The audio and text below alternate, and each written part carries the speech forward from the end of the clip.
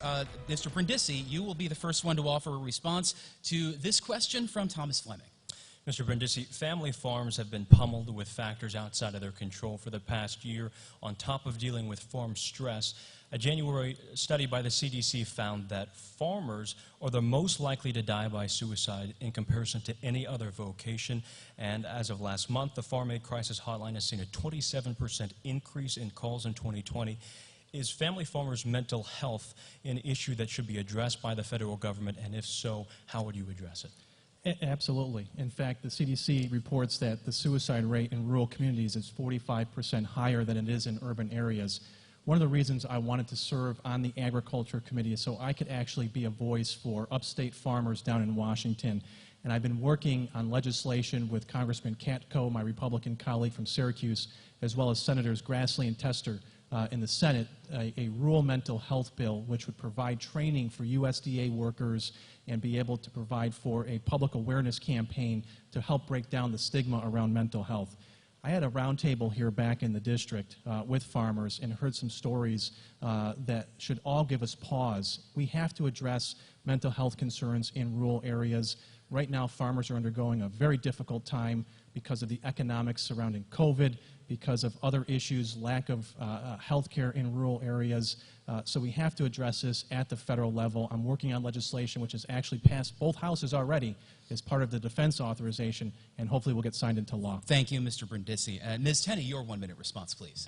Yeah, thank you. This is a tragedy of epic proportions that the tradition of the family farm is being jeopardized in New York State, one of the top milk producers.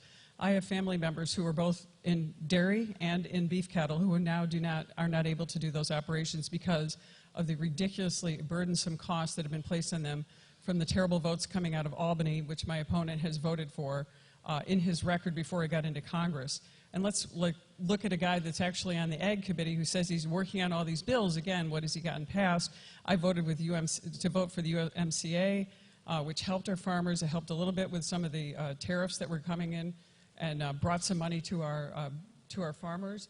But one of the big things that happened this year in the CARES Act, which was particularly bad, is that Nancy Pelosi's version of the bill actually cut $50 billion from the Senate version. And Anthony voted for that version, so our farmers were hurt. It proposed 50 and cut $28 billion. But guess who came in to the rescue? President Trump, using his Chinese tariffs, added $28 billion to rescue the farmers. Thank you, Ms. Tenney. And now, candidates, you each do have 30 seconds of rebuttal. Mr. Brindisi, let's begin with yours. Again, what she said is false. I did not vote against funding going to agriculture. As a member of the Agriculture Committee, I've actually fought for more funding going to ag, both in the CARES Act and subsequent legislation. In fact, when the economic injury disaster loans through the SBA were not being made available to farmers, I worked with a bipartisan coalition of members, and we fought to change those rules so farmers could get access to economic injury disaster loans. I still haven't heard what her plan is for rural mental health. We're actually doing something about that in the House. Thank you, Mr. Brindisi. Ms. Tenney, your 30 seconds. My plan for rural mental health is giving the farmers a chance to get back on track and run their businesses, and they'll care for themselves when they have an opportunity. But now government is in the way.